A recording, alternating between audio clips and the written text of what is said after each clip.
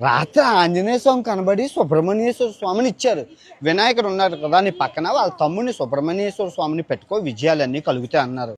నిన్న మధ్యాహ్నం నేను పొలం దగ్గర అలసిపోయి చెట్టు కింద పడుకుంటే నా కల్లోకి రాములు వారు వచ్చి ఏం చెప్పారో తెలుసా? మన ఇండియాలో పుట్టి మన ఇండియాలో పెరిగి దేశ సంచారం ఒకడైండిగా వాడికి మీరు సపోర్ట్ చేయొద్దు.